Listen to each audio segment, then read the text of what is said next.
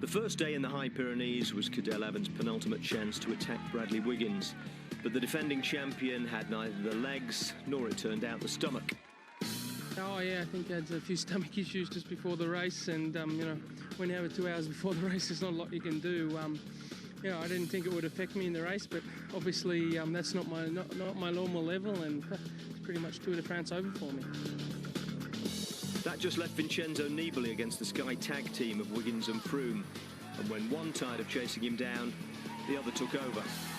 Nibali has been the only man consistently to take the race to Bradley Wiggins, but in the absence of a single second, he's had to be content so far with gaining respect.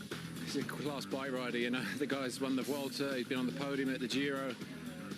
So as I say, you never underestimate him, and yeah, so it's nice to be able to, yeah, certainly finish with him and take everything he threw at us. Today is Nibali's final chance, so expect to see the kitchen sink come out of his jersey pocket at some stage. Questo sì, sicuramente bisognerà attaccare, e dovranno attaccare anche gli altri uomini di classifica come Van den Broek o Cadel Evans. Quindi dovremo vedere. Wiggins ha sicuramente un compagno di squadra grandissimo che è Christoph Froome, e quindi è molto difficile attaccarlo, però noi sicuramente proveremo a fare qualcosa di buono.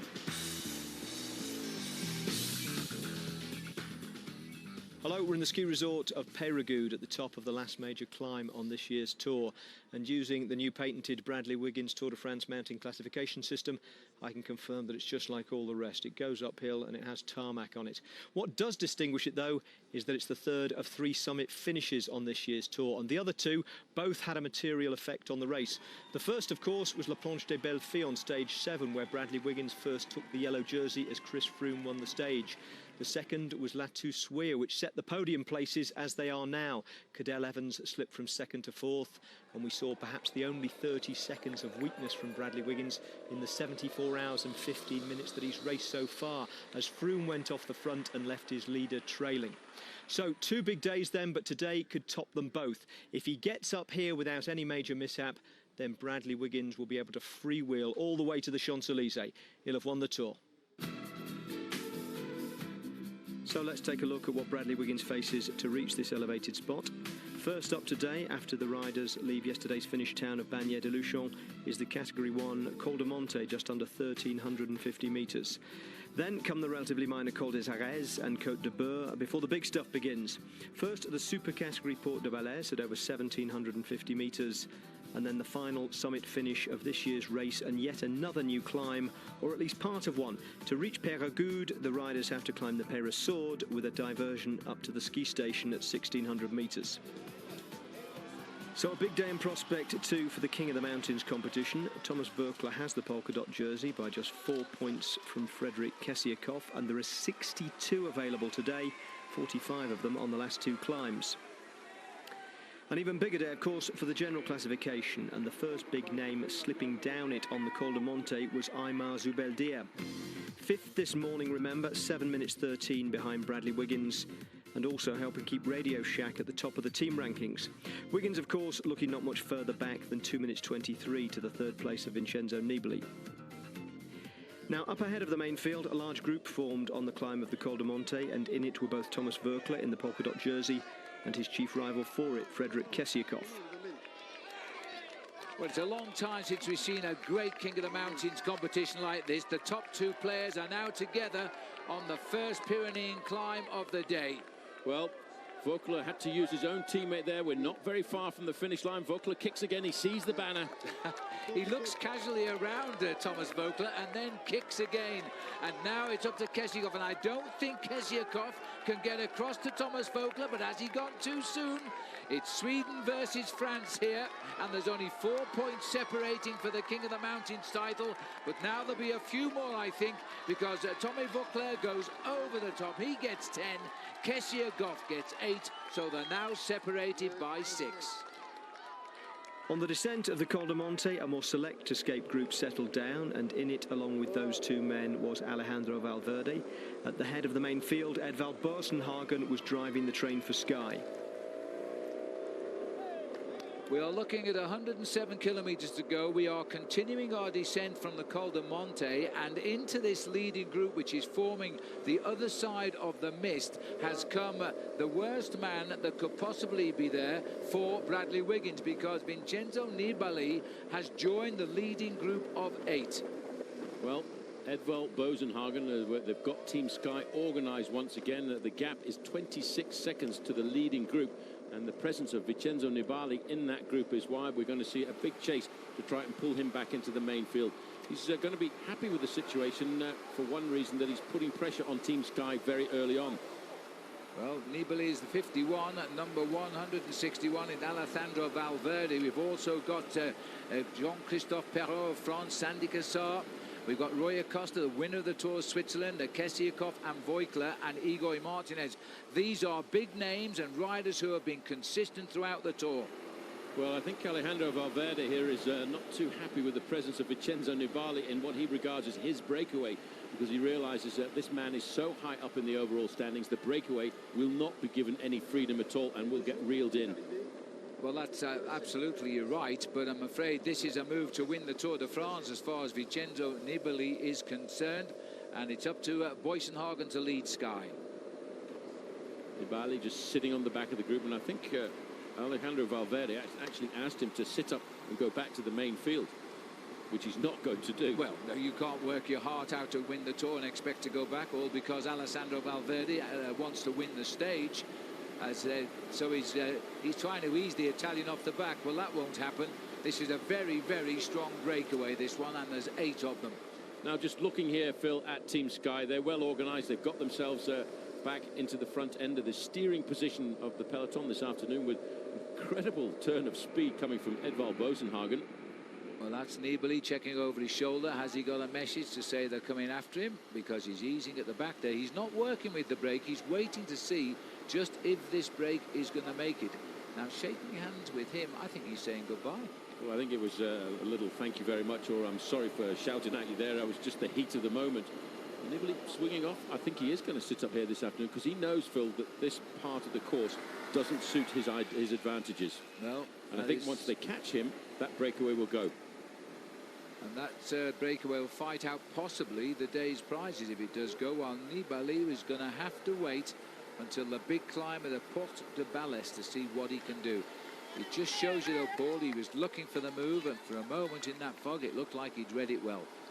Now it's a question of getting organised, so it's now down to 7 riders. The main field, I feel certain, will know. Once they've picked up Nibali, I think they will just sit back, because there's no need at all for them to chase down this breakaway group, unless, of course, the riders from Team Sky are nurturing the thoughts of getting themselves a stage victory this afternoon at the top of the final mountaintop finish, and they've got a good chance with Chris Froome.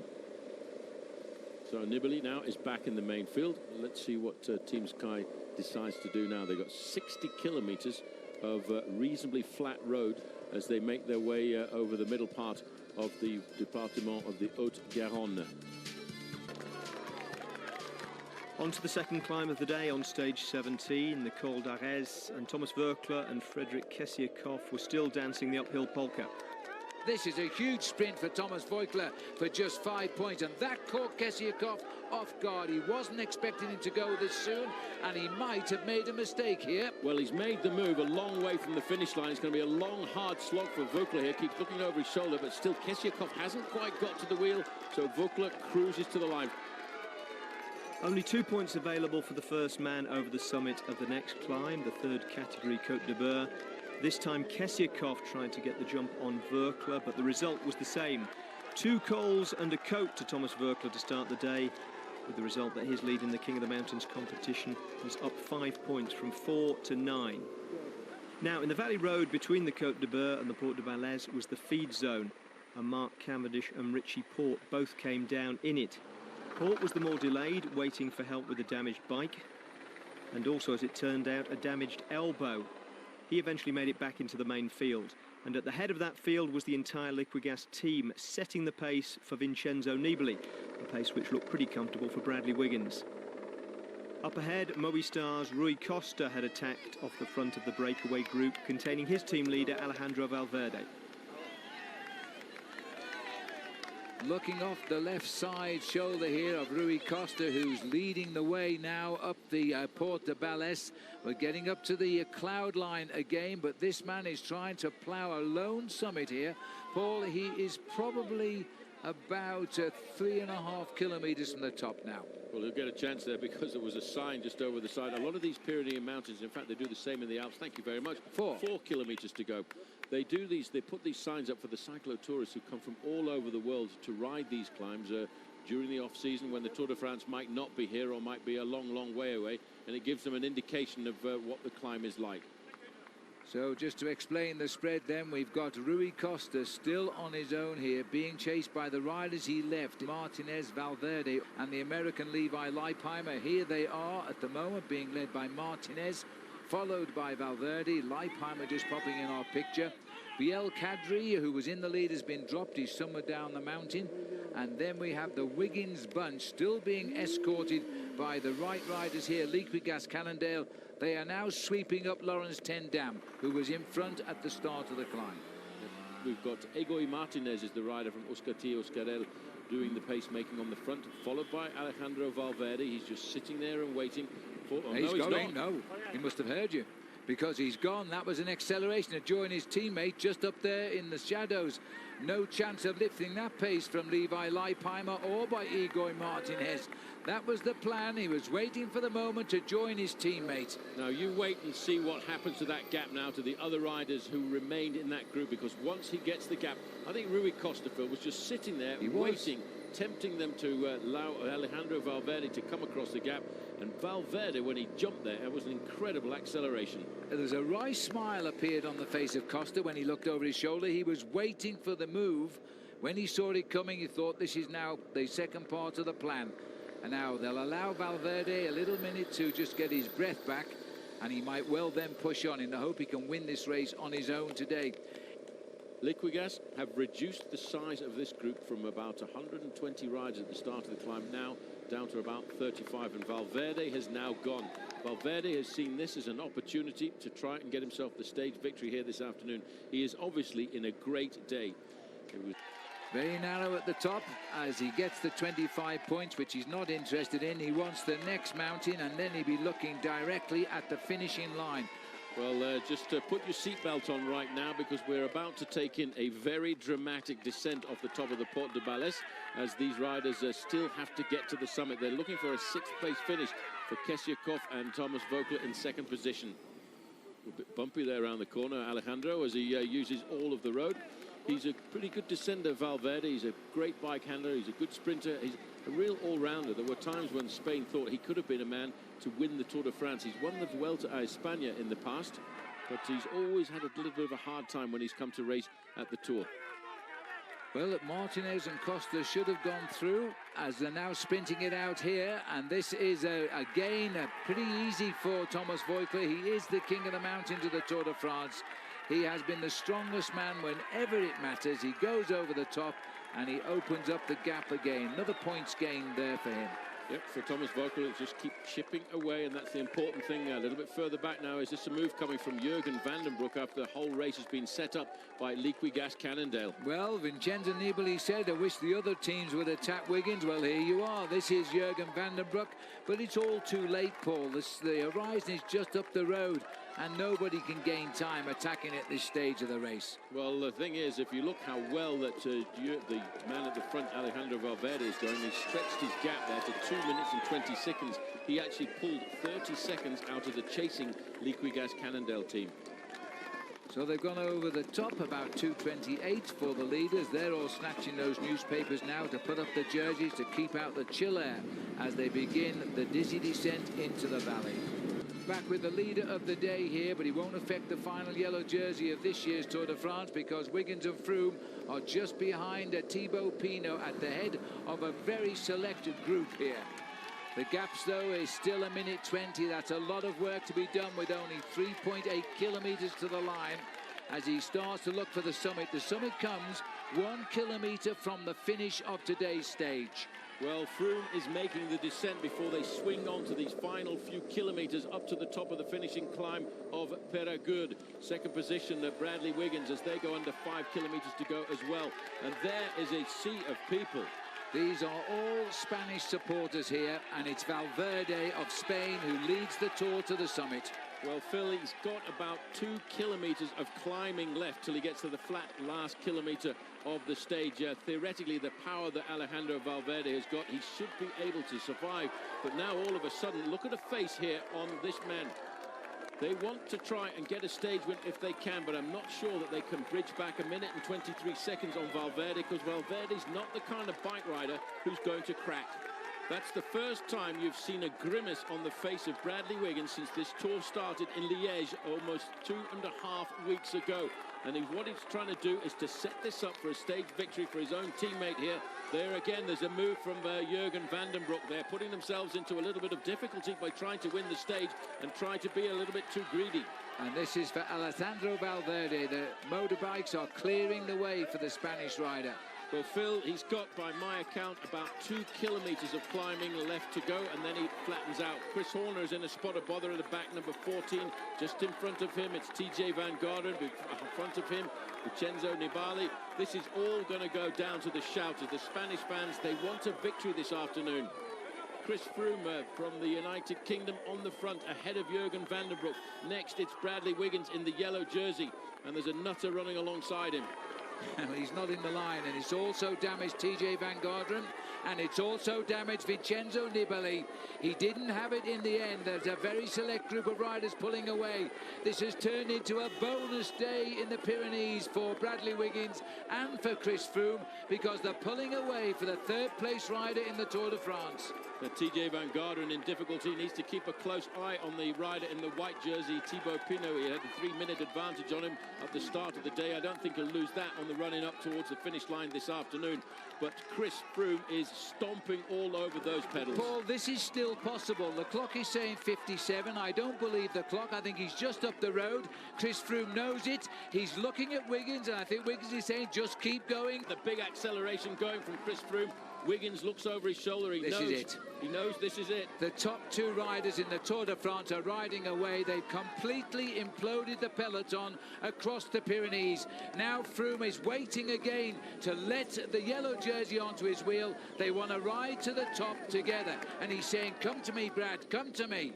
Well, the Basque flags are still flying high, and the man who leads this race, of course, let's not forget Alejandro Valverde. He talks again to Bradley Wiggins here, and they start to get the organisation once more.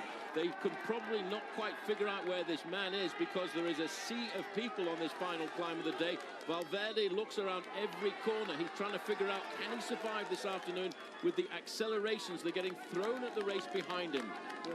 Well, we talked of this day as the possible day that Wiggins could lose the Tour, and it's actually turning out to be the day he won the Tour. Well, that's what they're looking for, Phil. Race radio is still saying it's 45 seconds. These two guys are shouting. I think they're encouraging each other to stomp their authority all over this final Pyrenean stage. Alejandro Valverde, Phil, is not far away from the final 1 kilometre of flat. He's got 42 seconds advantage. He's got to try and conserve it over the next 1 kilometre. That's all, 1 kilometre. He tops out with the King of the Mountains. It's 1 kilometre, and Froome is going for it. I think he's been given it now, and Wiggins has said, just go. I'm still yellow. Go and get Alejandro Valverde. You've got 2 kilometres to nail him back. Well, they're confused. Nope, they don't he's really know waiting what again. to do. They do not know what to do. Froome is so strong in the mountains here this afternoon. He's decided once again to wait for Bradley Wiggins. It's all about what they've said from the start of the year, Phil. They want to win the Tour de France and not look for individual glory. Well, there's no doubt that Froome could have won the Tour de France. There's no doubt either. He is a very, very loyal member of Team Sky, and he wants to see Bradley Wiggins be crowned on Sunday in Paris. He brings him back up to his side as he continues to push towards the summit.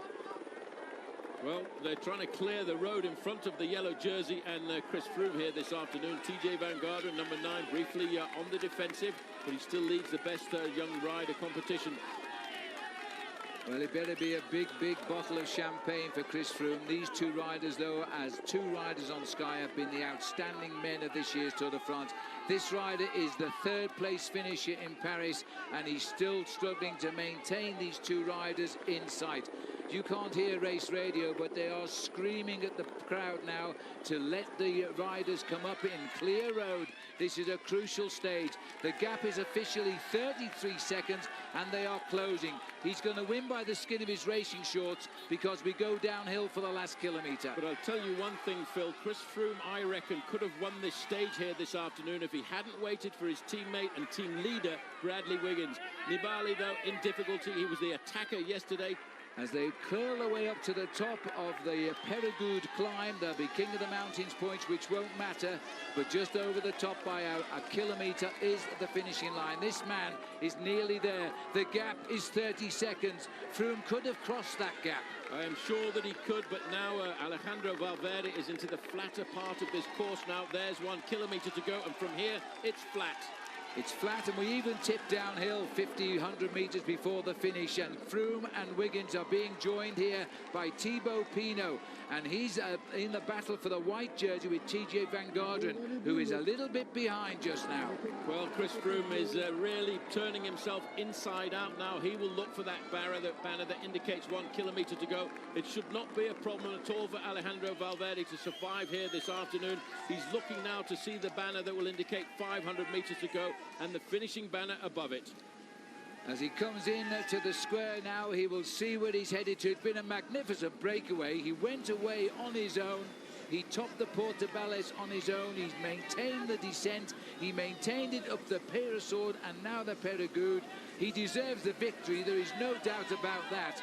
But Great Britain has never known a Tour de France like this in its 99-year history. Two British riders completely dominating the Tour de France in the Pyrenees.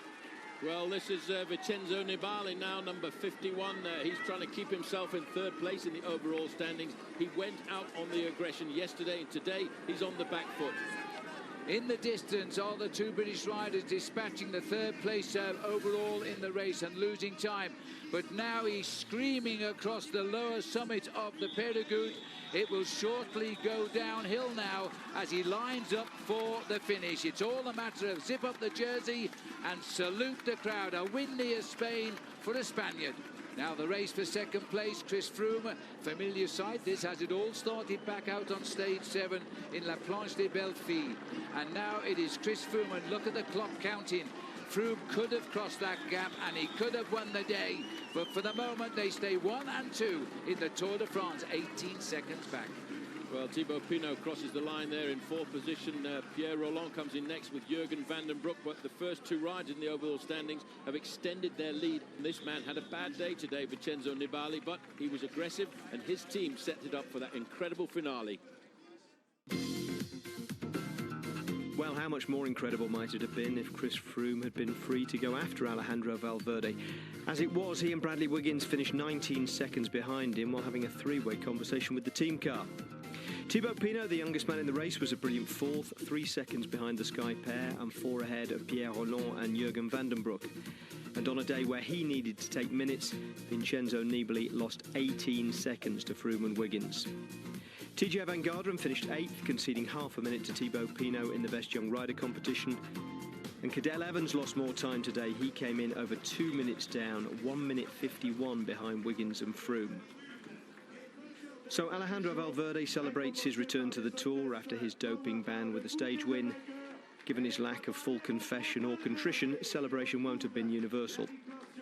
Unlike the acclaim that this man will receive on the Champs-Élysées, with an 11-point lead and only 7 points left between here and Paris, Thomas Voeckler is the first officially confirmed competition winner of this year's Tour. As long as he doesn't fall off, he's king of the mountains. But it is all good for Sky as they distance Vincenzo Nibali and confirm to their own satisfaction what everyone else has been saying for days, that Bradley Wiggins has this race won. Nibali is now 2:41 behind him and 36 seconds behind Chris Froome. Jurgen van den Broek lost time too today. He stays 4th. TJ Van Garderen moves up to 5th. And Cadel Evans to 6th, both at the expense of Aymar Zubeldia. Pierre Rolland, the best placed Frenchman, is up to 8th.